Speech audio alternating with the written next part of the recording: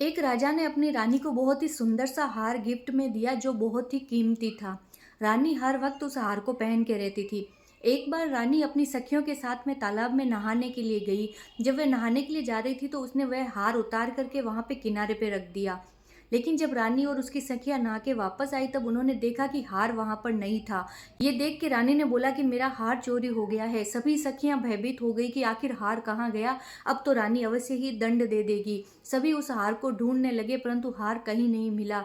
आखिर में बात राजा तक पहुंची। राजा भी वहां पर आए, बहुत सारे सैनिक आए, सभी हार को ढूंढने लगे परंतु हार कहीं नहीं मिला। अचानक से एक सैनिक ने चिल्ला के बताया कि महाराज वे देखिए, तालाब के अंदर हार चमक रहा है, वह तालाब में है।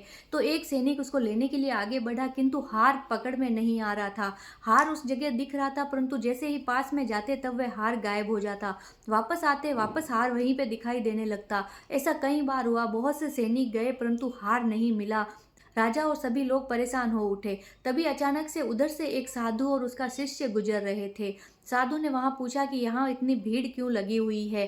किसी ने बताया कि रानी का हार तालाब के अंदर गिर पड़ा है, जो दिखाई तो दे रहा है परंतु हाथ में नहीं आ रहा है। साधु महाराज ने बोला, रुको मुझे देखने दो। वे कुछ देर तक उस हार को बैठे बैठे देखते रहे। फिर उन्होंने अपने शिष्य को बोला कि इस पेड़ के ऊपर चढ़ जाओ और जब तक मैं ना कहूं तब तक आगे चलते रहना। शिष्य पेड़ पर चढ़ गया। साधु महाराज उसको बताते रहे कि हाँ इधर चलो उधर चलो। शिष्य उधर तक चलता गया। आखिर में साधु महाराज ने बोला कि मिल गया क्या। तब शिष्य ने आवाज दी, हाँ गुरुदेव मिल गया। और शिष्य उस हार को पेड़ से उतार के नीचे ले आया। ये देख करके राजा रानी और सभी लोग हैरान रह गए। उन्होंने पूछा कि महाराज ये आपको कैसे पता चला कि हार पेड़ पे चला गया है। तब साधु महाराज ने बोला कि महाराज हो सकता है किसी पक्षी को ये मोती फल जैसे लगे होंगे, इसलिए उसने इस हार को उठाया होगा और पेड़ पे बैठ के खाने की कोशिश की होगी, परंतु जब खा नहीं पाया होगा तो छोड़ के चला गया होगा। परंतु जो आप जो तालाब के अंदर देख रहे थे वे इस हार की परछाई दिख रही थी। हार तो ऊपर था, इसीलिए वह आपके हाथ में नहीं आ रहा था। ऐसा ही कुछ हमारे साथ भी होता है।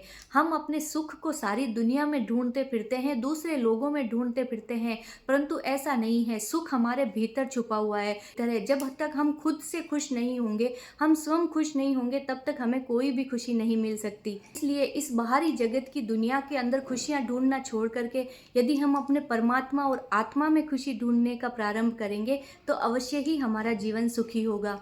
जय श्री राम, जय श्री श्याम।